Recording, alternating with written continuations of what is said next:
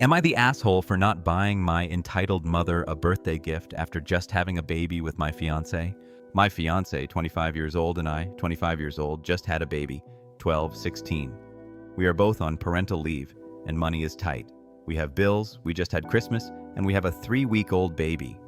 Now, here's the situation. My mother's birthday is the first week of January, and she has asked for a gift. I had politely stated I can't afford to get her a gift this year, and if I do, it will be late. I was respectful and hoped she'd be understanding. I was wrong. Her response was along the lines of, "I'll forget about your birthday this year then." Which is fine. I don't care about my birthday. This was the icing on the cake. I told her I couldn't get her a gift, and I didn't care if she forgot my birthday.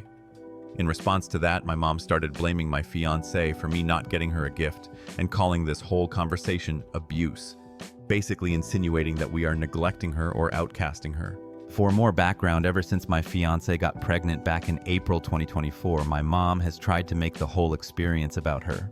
She got mad when my fiancé didn't take her to appointments with her. She got mad when I found out the gender intimately with my fiancé. She was upset with the last name we gave our son and made side comments about how my fiancé's mom was allowed in the delivery room and not her. Not to mention all the side comments saying my fiancé is a bitch or is paranoid. I have defended my fiancé through it all, but it is getting ridiculous. Essentially AITA at all against my mom? Edit. I didn't buy my mom a gift because I can't afford it and she got mad at me. It might make me the asshole because she's my mother and she raised me. FYI, in my 44 years, my mother has never asked for a birthday or Christmas present. She would rather her children spend their money taking care of their families. When I give her a $20 Apple gift card for Mother's Day last year, because she demanded I not get her anything, she squealed so happy because she could use it for a game on her phone. Your mom honestly wasn't messaging about a gift. She was messaging to see what your response was. She wanted to either pick a fight for your attention or be happy that you're choosing her over fiancé. Comment. NTA. She is a jealous, entitled, and attention-seeking mother and grandmother, and she should be ashamed of yourself. Of course, it's your fiancé's fault.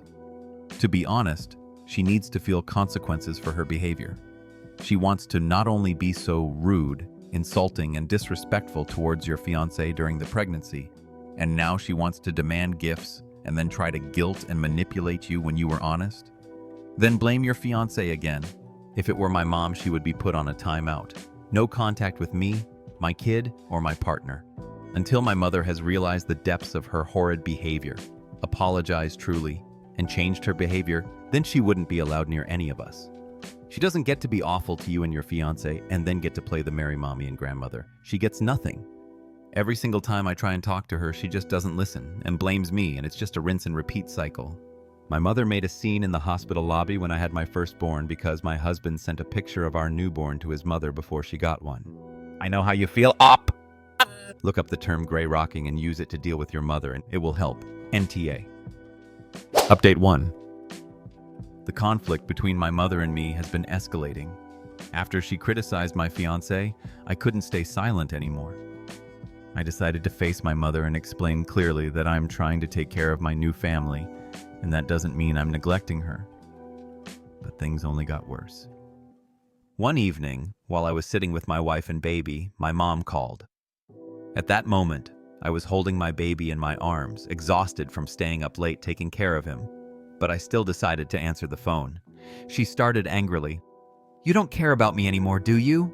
You're letting your fiancé control you, and now I have no value in your eyes anymore?" My heart sank. I tried to explain that we were going through a difficult period and things couldn't go the way she expected. But my mom wouldn't listen. She just kept going on about how I had forgotten her, didn't care about what she wanted, and how she felt more and more abandoned. "You don't understand that, do you?" she screamed through the phone. "You only care about yourself, your fiancé, your son, but what about me? Don't I need you too?" I remained silent, trying to stay calm, but she kept blaming my fiancé. "It's her who's turning you into this. She's pulling you away from me, making you distant from your family. You're not my son anymore." I felt like I was being torn between two worlds. On one side was the mother who raised me, but also the one who always tried to control my life. And on the other side was my fiancé and my tiny baby, the ones I needed to protect and care for. I couldn't keep making choices between them, but I also couldn't let my mother feel this way forever. The next morning, I called my mom back. This time, I couldn't hold back my emotions. Mom, I love you, but I can't live the way you want. I have my own family now. I have responsibilities to my fiancé and my son. I can't make you happy while ignoring everything I have now. My mom was silent on the other end of the phone, but just a moment later, she responded coldly, "Then go ahead. You'll see later. No one will be there for you when you need them." Her words felt like a knife cutting through me. I knew that the relationship between my mom and me would never be the same again, but I also knew I couldn't turn back. For my family, for my wife and child, I had to keep moving forward. Update 2. The next day, I couldn't shake the heavy feeling in my chest. My mother had always been the most important woman in my life, but this time, her words made it impossible for me to stay still. That morning, I woke up late and saw my wife breastfeeding our baby, the sunlight streaming into our small room. The sight was warm and peaceful, but also filled with pressure. I could feel the tension in the air, and I knew that one day I would have to make a difficult decision. Just as I was about to leave for work, my mom called again. Her voice was more resolute than ever. "You can't keep ignoring me like this," my mom shouted, not caring where I was or what I was doing. "You have to understand that I need you. I don't need you to do anything for me. Just don't treat me like this. You're destroying our relationship." At that moment, I felt like I was about to break down. Her cold words were like a knife to my heart. I stood there for a long time, unable to say anything. But then, in my anger and frustration, I said words I never thought I would have to say. "You can't keep controlling my life," I said, my voice trembling but firm. "I can't live in your shadow forever. I have my own family now, and you have to accept that I'm not the son you want anymore." That moment felt like a huge shock to both me and my mom. She was silent for a while, then her anger flared up again. "Then go! Don't ever come back!" my mom yelled, and then hung up the phone in a fit of rage.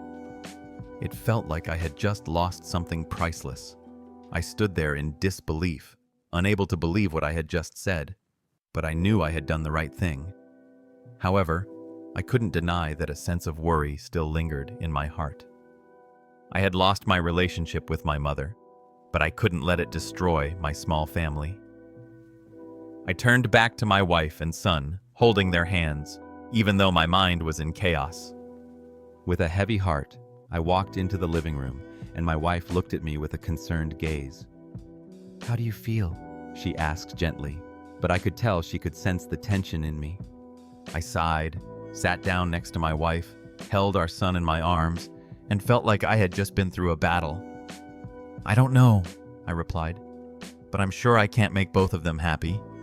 I can only do what's right for my family." My wife didn't say anything else, but the look in her eyes made me feel that every decision I had made was the right one. We had created a family together, and I wouldn't let anything ruin what we had. Update 3. A few days later, with the tension still lingering between me and my mother, my wife decided to call my mom. She felt that if we kept avoiding each other, things would only get worse. I didn't want her to do it, but she was determined. That morning, while I was taking care of the baby, my wife took out her phone and called my mom. I stood still, listening, though I didn't want to know where the conversation would lead. After a long while, my mom picked up. "Hello, this is Isabel, Diego's wife," my wife began, her voice gentle yet clear. "I know you're upset and angry about what happened between you and Diego, but I hope you can listen for a moment." My mom stayed silent for a moment, then responded, her voice still tense. "I don't understand why Isabel is calling me. My son has cut ties with me. Why should I talk to you?" My wife tried to stay calm. "I know you're angry with Diego, but that doesn't mean we have to let this relationship fall apart. You are Diego's mother, and we love you. However, you also need to understand that Diego has his own family now. He has responsibilities to me and our child." My mom couldn't control her anger. "Yes, I gave birth to Diego, but I never thought my son would treat me like this. Can you understand how I feel? A mother just wants her son to spend some time, care for her a little bit. Not too much, but at least not make me feel abandoned. My wife took a deep breath and spoke more softly. We understand how you feel, but we can't do things differently. Our lives are not what they used to be, and you can't expect everything to go the way you want. Diego loves you very much, but he also has to be a husband and a father. My mom's voice choked, but it softened a little. I don't want to lose my son, but I feel like I've been left alone, like I'm not important anymore. I just want my son to know that I'm still here for him. My wife stayed silent for a moment, thinking about what my mom had just said. Then she continued more gently. You're still very important to us. You're always family. We want this relationship to heal, but it will take time. We just want you to understand that we also need space to grow and take care of our family. My mom didn't say anything else, but I could feel the change in her tone. Finally, after a long pause, my mom sighed and said, her voice no longer as tense, I will try to understand, but I still feel heartbroken over how everything has turned out. I just hope we can find a way to make things right. My wife gave a small, gentle smile. We'll try. Thank you for listening. We'll get through this.